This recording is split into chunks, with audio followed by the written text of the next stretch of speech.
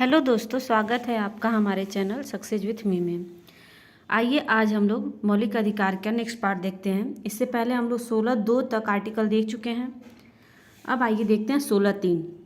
16(3) में देखिए, संसद विधि बनाकर लोक नियोजन के मामले में किसी राज्य या संघ राज्य क्षेत्र में निवास संबंधी शर्तें लागू कर सकती है। यह अनुच्छेद 16(2) का अपवाद है। देखिए 16(4) में क्या है कि राज्य को यह शक्ति दी गई है कि वह पिछड़े हुए नागरिक के किसी वर्ग के पक्ष में जिसका प्रतिनिधित्व राज्य की राय में राज्य के अधीन सेवाओं में पर्याप्त नहीं है तो नियुक्तियां या पदों के आरक्षण का उपबंध कर सकेगा। जो पिछड़ा हुआ वर्ग है उसमें उपबंध, उसके आरक्षण का उपबंध अलग से भी किया जा सकता है। शर्त है कि वर्ग पिछड़ा हुआ हो और राज्य के अधीन सेवाओं में पर्याप्त प्रतिनिधित्व प्राप्त न हो तो किया जा सकता है। अगर ये पिछड़ा होगा और प्रतिनिधित्व नहीं प्राप्त होगा तब किया जा सकता है। नेक्स्ट देखिए 16(5). इस अनुच्छेद की कोई बात किसी धार्मिक या सांप्रदायिक संस्था में किसी पदाधिकारी सदस्य की नियुक्ति में किसी विशिष्ट धर्म के व्यक्ति को वरीयता देने से नहीं रोकती है। तो 16(5) ये भी याद रखिएगा, क्योंकि अब देखिए डायरेक्ट 16 नहीं पूछ रहा है कि 16 पूछ दे कि लोक नियोजन का संबंध किस आर्टिकल से है तो वो हो जाएगा 16। ये ऐसा नहीं पूछ रहा है, क्योंकि अब पूछ रहा है 16(1) में क्या है, 16(2) में क्या है, 16(3) में क्या है, 16(4) में क्या है। तो इसलिए अब थोड़ा सा एग्जाम बहुत कठिन हो चुका है, तो उस पर ध्यान रखिए। नेक्स्ट देखिए अनुच्छेद 16(4) में अंतर्निहित शर्त है कि पिछड़ा वर्ग कौन है। मतलब जो पिछड़ा वर्ग ये माना है अगर 16(4) में, तो पिछड़ा वर्ग में कौन आएगा वो बताया गया है। यह जानने के लिए प्रथम पिछड़ा वर्ग आयोग काका कालेलकर, ये ध्यान देखिएगा कि प्रथम पिछड़ा आयोग काका कालेलकर की अध्यक्षता में गठित की गई थी। इनकी अनुशंसा को राष्ट्रपति ने खारिज कर दिया। तत्पश्चात जनता पार्टी सरकार द्वारा 1979 में द्वितीय पिछड़ा वर्ग आयोग का गठन बीपी मंडल की अध्यक्षता में किया गया। देखिए क्वेश्चन ऐसे भी आता है कि प्रथम पिछड़ा आयोग दे देगा इधर ऑप्शन काका कालेलकर, दूसरा देगा तो दूसरा में दे देगा बीपी मंडल, और हो सकता है मिलान करने के लिए दे दे या फिर ये पूछ दे कि कौन सा मिलान सही है कौन सा मिलान गलत है। हो सकता है ऊपर नीचे दे दे, तो इसलिए इसको ध्यान रखिएगा कि ये जो है कि द्वितीय पिछड़ा वर्ग आयोग जो है बीपी मंडल की अध्यक्षता में किया गया। इसे मंडल आयोग भी कहा जाता है। इस आयोग का कार्य सामाजिक व शैक्षणिक दृष्टि से पिछड़े वर्ग की पहचान करना था। 1980 में रिपोर्ट सौंपी गई। देखिए 79 में आया और 80 में रिपोर्ट सौंपी। जाति को पिछड़ापन का आधार माना गया और नौकरियों में 27% पिछड़े वर्ग हेतु सीटों को आरक्षित रखने की बात कही। नौकरियों में 27% आरक्षण की व्यवस्था को 1990 में बीपी सिंह की सरकार द्वारा लागू कर दिया गया। देखिए 79 में आया, 80 में रिपोर्ट सौंपी और 90 में लागू हो गई। 91 में बीपी नरसिंह राव की सरकार द्वारा आर्थिक रूप से पिछड़े वर्ग ईबीसी, विशेष रूप से उच्च जातियों में आर्थिक रूप से कमजोरों के लिए 10% आरक्षण देने की कोशिश की गई, जिसे उच्चतम न्यायालय ने अमान्य घोषित किया। लेकिन ये आज लागू हो चुका है। 10% ईडब्ल्यूएस के लिए 10% आरक्षण आ चुका है आर्थिक रूप से पिछड़े वर्ग के लिए। तो ये तब की बात है, तब अमान्य घोषित कर दिया गया। नेक्स्ट देखिए, इंदिरा साहनी बनाम भारत संघ 1992 के मामले में मंडल केस के आरक्षण के मुद्दे पर उच्चतम न्यायालय ने फैसला दिया कि आरक्षण की व्यवस्था समानता की विरोधी नहीं है। आरक्षण का आधार जाति को बनाया जा सकता है। क्रीमी लेयर अर्थात पिछड़ी जातियों के साधन संपन्न तबके को आरक्षण का लाभ नहीं मिलेगा। आरक्षण की अधिकतम सीमा 50% होगी। पदोन्नति में आरक्षण लागू नहीं। बैकलॉग का कैरी फॉरवर्ड नहीं होगा। आरक्षण की व्यवस्था का न्यायिक पुनरावलोकन हो सकता है। नेक्स्ट देखिए, अब पदोन्नति में आरक्षण क्या है। देखिए 77 जो अमेंडमेंट हुआ था, 77वें संविधान संशोधन अधिनियम 1995 द्वारा 16(4) क जोड़ा गया, जिसमें यह व्यवस्था की गई कि अनुसूचित जाति और अनुसूचित जनजाति के लिए पदोन्नति में आरक्षण दिया जा सकता है। देखिए इसको यहाँ पे था कि पदोन्नति में आरक्षण लागू नहीं होगा, लेकिन जब 77वां संविधान संशोधन 95 में आया तो उसमें कहा गया कि SC और ST को पदोन्नति में आरक्षण दिया जा सकता है। नेक्स्ट देखिए, उसके बाद से देखिए इसमें है, फिर आया 85वां संविधान संशोधन 2001 द्वारा SC ST के लिए आरक्षण नियम के तहत प्रोन्नति के मामले में परिणामी ज्येष्ठता की व्यवस्था लागू हुई। एम नागराज बनाम भारत संघ 2006 उच्चतम न्यायालय पदोन्नति में आरक्षण देने से पूर्व तीन शर्तों को पूरा किया जाना अनिवार्य बताया। जो एम नागराज बनाम भारत संघ 2006 था, ये सुप्रीम कोर्ट के पदोन्नति जो हुआ था, इसमें 3 शर्त लागू किया कि किसको मिलना चाहिए। देखो, पिछड़ेपन के प्रामाणिक आंकड़े हों, अपर्याप्त प्रतिनिधित्व हो एवं प्रशासनिक दक्षता पर प्रतिकूल प्रभाव न पड़ता हो, तब जो है इनको आरक्षण दिया जाएगा। नेक्स्ट देखिए, अनुच्छेद 16 से संबंधित महत्वपूर्ण शब्द देखिए, जिसमें जो इसमें इम्पॉर्टेंट शब्द हैं उसको परिभाषित किया है। पहला है परिणामी ज्येष्ठता का नियम। इसमें पदोन्नति में आरक्षण की व्यवस्था के कारण अगर कोई व्यक्ति कर्मचारी सेवा में वरिष्ठता प्राप्त कर लेता है तो उसकी वरिष्ठता अस्थायी हो जाती है।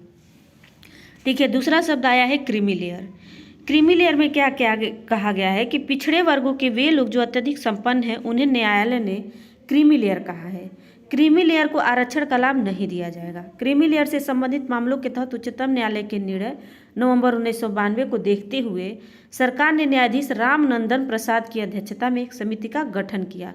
मैंने जो ये देखिए राउंड में कर रही हूँ उसको ध्यान दीजिएगा, तथा उसे क्रीमी लेयर के अंतर्गत आने वाले विभिन्न लोगों की पहचान करने का कार्य सौंपा। समिति ने जांच के बाद जो प्रतिवेदन प्रस्तुत किया उसके अनुसार अग्रलिखित व्यक्तियों के बच्चों को आरक्षण का लाभ नहीं मिलेगा।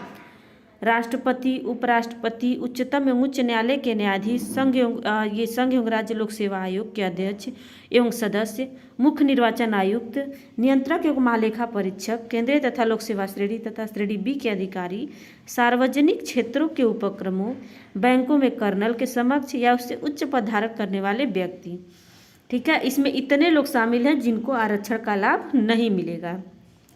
नेक्स्ट देखिए, सरकार ने सितंबर 2017 में क्रीमी लेयर के मापदंड को 6 लाख से बढ़ाकर 8 लाख कर दिया है। तो ये क्रीमी लेयर का मतलब आधार 8 लाख हो गया है कि अगर 8 लाख से कम आए हैं तो उनको मिल सकता है। चलिए देखिए, बैकलॉग देखिए, बैकलॉग शब्द जो आया है रिक्त सीट को भरे जाने की योग्यता बैकलॉग है।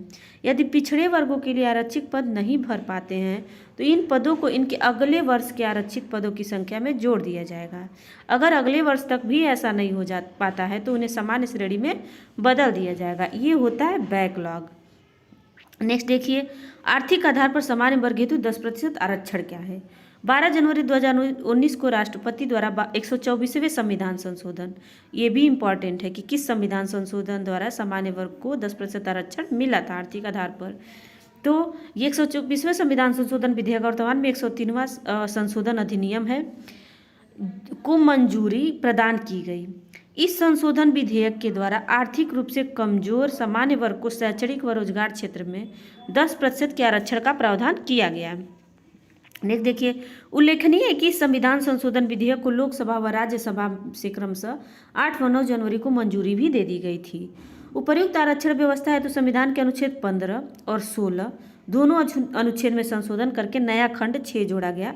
इससे पहले वाले अनुच्छेद में मैं बता चुकी हूँ 15 और 16 में किस खंड में जोड़ा गया उसको जरूर देख लीजिएगा। अगर आप इस वीडियो को देखते हैं तो इससे पहले वाला वीडियो जरूर देखिएगा।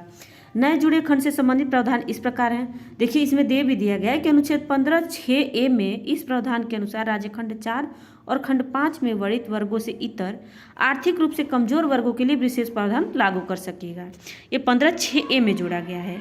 फिर देखिए 15(6)B में क्या है, ऐसे वर्गों को शिक्षा संस्थाओं में 10% आरक्षण दिया जाएगा। और 16(6) में देखिए क्या है कि खंड 4 में वर्णित वर्गों से इतर आर्थिक रूप से कमजोर वर्गों के लिए नियुक्तियों या पदों में अधिकतम 10% की सुविधा प्राप्त होगी। नेक्स्ट देखिए, ध्यातव्य है कि 10% आरक्षण प्रावधान SC, ST और अन्य पिछड़ा वर्गों में कुल 49.5% आरक्षण से अलग होगा। साथ ही यह प्रावधान निजी शैक्षणिक संस्थानों सहित निजी शिक्षण संस्थानों चाहे सरकार से सहायता प्राप्त हो या नहीं पर लागू होगा। मतलब गवर्नमेंट और प्राइवेट दोनों पे लागू होगा। नेक्स्ट देखिए, अनुच्छेद 17। अनुच्छेद 17 में देखिए अस्पृश्यता का अंत, और इसका तो गिनती नहीं है कि कितनी बार एग्जाम में ये फेवरेट क्वेश्चन है एग्जामिनर्स का कि अस्पृश्यता का अंत किस अनुच्छेद में है। ये तो मैक्सिमम टाइम पूछा जा चुका है, लेकिन हाँ इसका डिटेल भी आप लोग ध्यान रखिए, डिटेल भी जरूर पूछेगा। तो अनुच्छेद 17 में घोषणा की गई है कि अस्पृश्यता का अंत किया जाता है और उसका किसी भी रूप में आचरण निषिद्ध किया जाता है। अस्पृश्यता से उपजी निर्योग्यता को लागू करना अपराध होगा जो विधि के अनुसार दंडनीय होगा। अनुच्छेद 17 और अनुच्छेद 35 संसद को यह शक्ति प्रदान करते हैं कि अस्पृश्यता के आचरण हेतु दंड की विधि का निर्माण करे। मतलब अस्पृश्यता से रिलेटेड विधि का निर्माण 17 और 35 के तहत होता है। संसद द्वारा 1955 में अस्पृश्यता निरोधक अधिनियम का निर्माण किया गया और 1976 में इस अधिनियम में संशोधन कर इसका नाम सिविल अधिकार संरक्षण अधिनियम 1955 रखा गया। 1977 में इस अधिनियम के अंतर्गत नागरिक अधिकार संरक्षण नियम 1977 से संबंधित अधिसूचना जारी की गई। यह अधिनियम पूरे देश में लागू होता है और छुआछूत करने या इसे बढ़ावा देने वालों को सजा के दायरे में लाया जाता है। चलिए इसके आगे देखिए। 30 जनवरी 1990 को अनुसूचित जाति और अनुसूचित जनजाति अत्याचार निवारक अधिनियम 1989 अस्तित्व में आया। इसका उद्देश्य उनके खिलाफ किए जाने वाले अपराधों का निवारण करना है। इसी अधिनियम के अंतर्गत अनुसूचित जाति और अनुसूचित जनजाति अत्याचार निवारक नियम 1995 से संबंधित अधिसूचना जारी की गई। इसमें अन्य बातों के अतिरिक्त राहत एवं पुनर्वास संबंधी नियम भी शामिल किए गए। देखिए अस्पृश्यता में क्या क्या शामिल किया जाता है, इसमें पूरा डिटेल में दिया है, तो इसको देखिए। नेक्स्ट चलिए देखते हैं एट्रोसिटीज एक्ट। इसी से रिलेटेड है एट्रोसिटीज एक्ट। इसमें प्रचलित भाषा में 1989 में अनुसूचित जाति और अनुसूचित जनजाति उत्पीड़न निवारक अधिनियम को ही एट्रोसिटीज एक्ट कहा जाता है। तो इसको ध्यान रखिएगा कि प्रचलित भाषा में 1989 के SC/ST जो उत्पीड़न निवारक अधिनियम बना था उसे ही एट्रोसिटीज एक्ट कहा जाता है। कभी पूछ सकता है कि एट्रोसिटीज एक्ट क्या है, और ऑप्शन में दे देगा SC/ST उत्पीड़न से संबंधित है, और भी अदर जो ऑप्शन दे देगा, तो उसमें आपका ऑप्शन सही होगा SC/ST उत्पीड़न निवारक अधिनियम। चलिए अनुच्छेद 18 देखते हैं, उपाधियों का अंत। इसमें देखिए अब उपाधियों का अंत, ये भी अनुच्छेद इम्पॉर्टेंट है, ये भी क्वेश्चन में पूछा जाता है बार बार।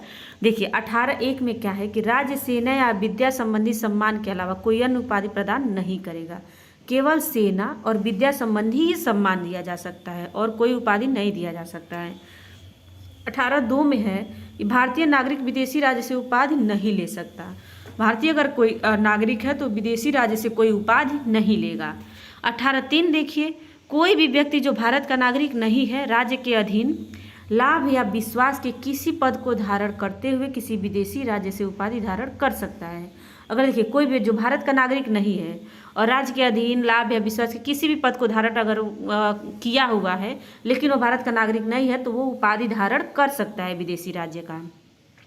शर्त है कि राष्ट्रपति की सहमति लेनी पड़ेगी। अगर वो भारत का नागरिक नहीं है लेकिन भारत में रह रहा है, लाभ के विश्वास पद का धारण कर किया हुआ है, तो उसे राष्ट्रपति की सहमति लेनी पड़ेगी, तभी वो उपाधि धारण कर सकता है।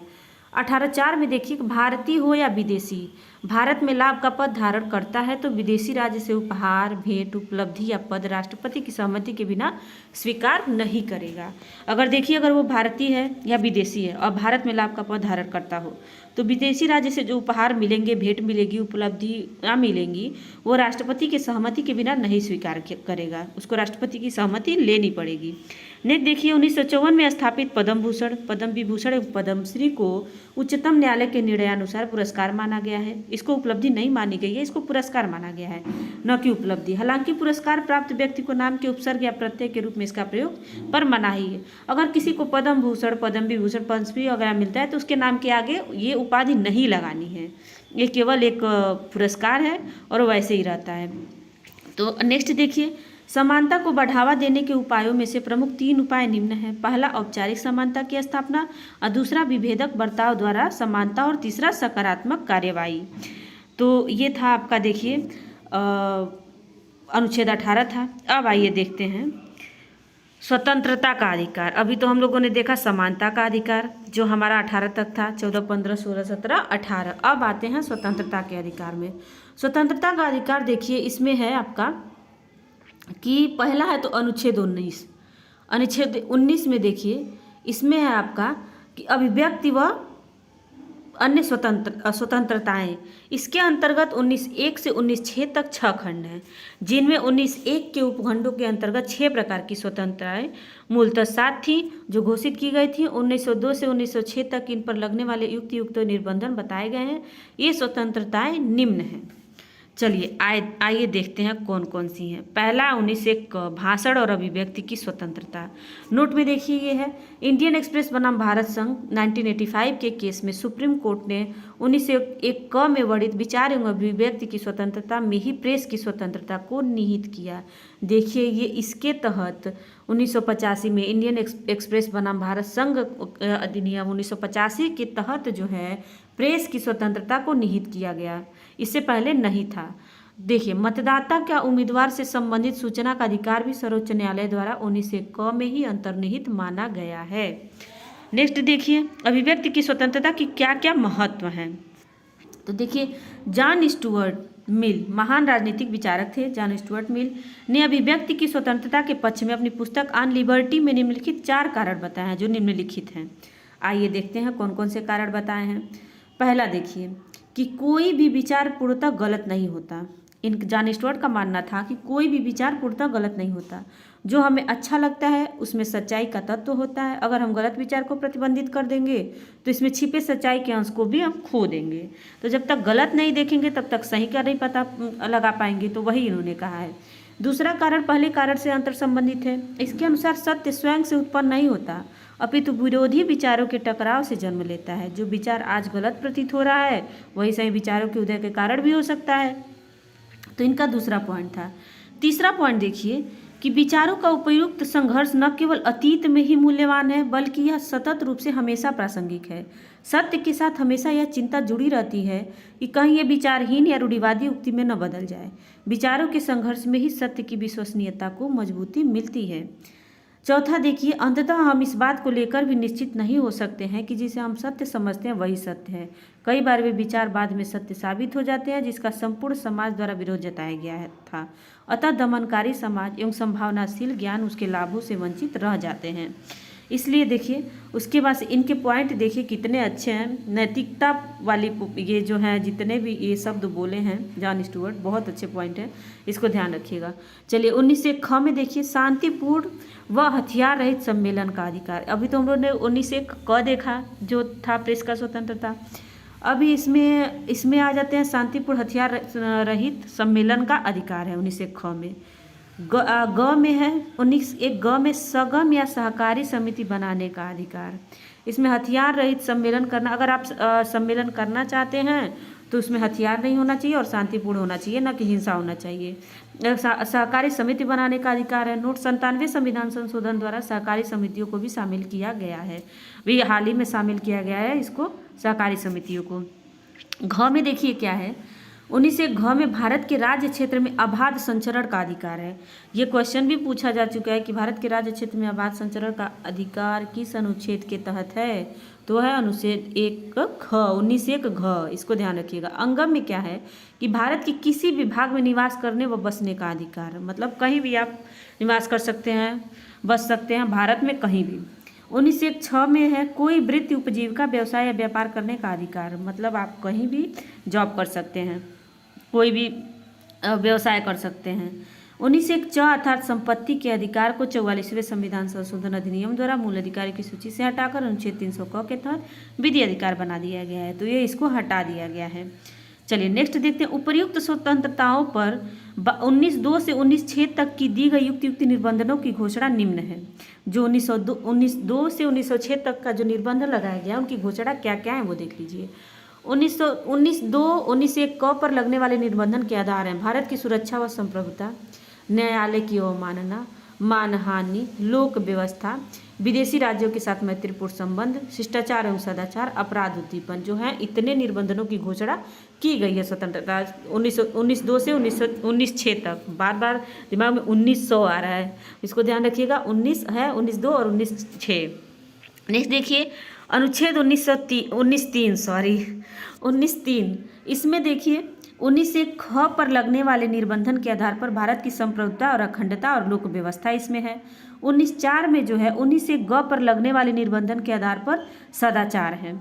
नेक्स्ट देखिए, नेक्स्ट आते हैं हमारा जो है इसी में देखिए सदाचार लोक व्यवस्था, भारत की संप्रभुता और अखंडता। 19.5 देखिए, इसमें 19 से घ और 19 से कंग पर लगने वाले निबंधन के आधार हैं। साधारण जनता के हित में और किसी अनुसूचित जनजाति के हितों के संरक्षण के लिए इसमें प्रावधान है। अनुच्छेद 1906 और 19 से 6 पर लगने वाले निबंधन के आधार पर साधारण जनता के हित में किसी वृत्ति या व्यापार के लिए तकनीकी अर्हताएं निर्धारित करना, नागरिकों को व्यापार या व्यवसाय से पूर्णतः अंशतः इसलिए वर्जित करना कि राज्य किसी व्यवसाय पर एकाधिकार नियंत्रण करने के पक्ष में हो। साथ ही कोई ऐसा कार्य जो अनैतिक हो, जैसा महिला एवं बच्चों को खतरनाक कार्यों में लगाना, इसमें ये बताया गया। ये 1906 में ये प्रावधान किए गए हैं। तो आज के लिए बस इतना ही। अगर आपको हमारा वीडियो अच्छा लगा है तो हमारे वीडियो को लाइक करें, हमारे चैनल को सब्सक्राइब करें और कमेंट में ज़रूर बताएं कि आपको हमारा वीडियो कैसा लगा है। अगर आप लाइक करेंगे और कमेंट में बताएंगे तो मुझे भी अच्छा लगेगा और मोटिवेशन मिलेगा। चलिए, इसके आगे मैं नेक्स्ट वीडियो में अनुच्छेद 20, 21, 22 जो भी पूरा मूल अधिकार लंबा वो है, लंबा चैप्टर है, तो आर्टिकल भी इसमें ज़्यादा हैं तो थोड़ा समय लगेगा। अब नेक्स्ट आगे इसके आगे मैं बताऊँगी। तो चलिए, मेरा वीडियो देखने के लिए आपको बहुत